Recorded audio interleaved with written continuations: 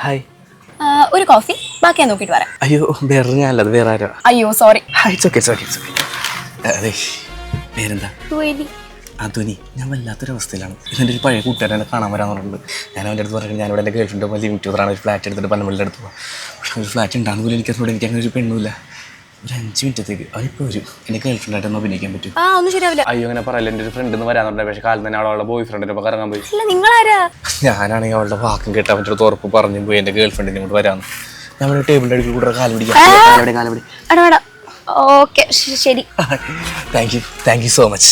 ചേട്ടാ ഒരു chocolate shake 2 straw എടുത്തു. ഒന്നും വേണ്ട. ഒരു സ്ട്രോ മതി. ഒരു കോഫി നേരത്തെ പറഞ്ഞിട്ടുണ്ടായില്ലേ? അവൻ വിളിക്കണ്ട് നന്നായിട്ട് അഭിനയിക്കണോട്ടാ. ഇവിടെ പച്ചച്ചിരി നല്ല നീലപ്പൂക്കളുള്ള കൊച്ചില്ലേ, അതാ എൻ്റെ പൊന്നൂസ്. എൻ്റെ തൊട്ടടുത്തിരിക്കാൻ ഞാനാണ്.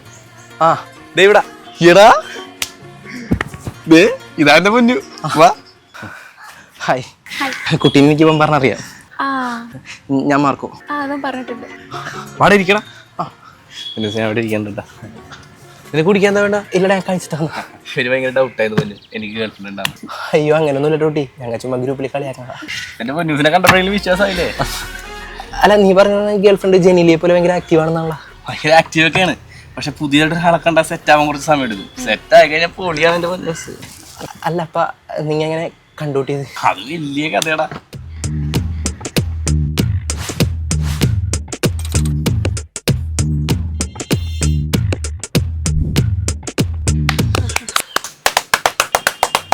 എടാ കിട്ടില്ലല്ലോ ഉസ്തിയോട് ഒരു രക്ഷയിലടാ.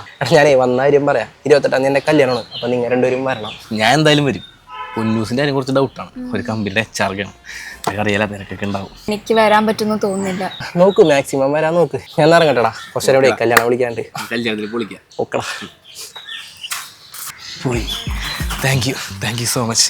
കുട്ടിയില്ല ഞാൻ നാണം കിട്ടുവേ. 28-ാം തീയതി ചേട്ടാ ബില്ലെടുത്തോ.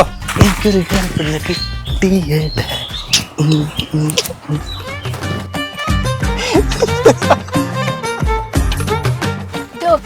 താൻ എന്തൊരു ദുഷ്ടനാടോ, പാവണ്ടോ. തനിക്ക് ലാസ്റ്റെങ്കിലും അവനോട് പറയായിരുന്നു. എടി അവരേതെങ്കിലും പെണ്ണിനെയും കൊണ്ടുവരുമെന്ന് എനിക്കറിയായിരുന്നു. കറക്റ്റ് അവൻ നിന്റെ അടുത്തൊക്കെ പെടുമെന്ന് ഞാൻ വിചാരിച്ചില്ല. അതിൻ്റെ ലവ് സ്റ്റോറിയും. ഇനി 28-ാം നമ്മുടെ കല്യാണത്തിന് വരുമ്പോൾ ആളുടെ അവസ്ഥ എന്തായിരിക്കും ഞാൻ ആലോചിക്കണേ. നമുക്കേ സേവ് ദ ഡേറ്റ് വേണ്ടട്ടാ, അതൊരു സർപ്രൈസ് ആക്കാം. സർപ്രൈസ്. നീ കണ്ടോ എല്ലാവരെയും ഞാൻ ഞെട്ടിക്കും. 28-ാം തീയതി കൂടെ അവളും ഉണ്ടാവും. അഭിനയിക്കാനല്ല, എൻ്റെ ഗേൾഫ്രണ്ടായിട്ട്.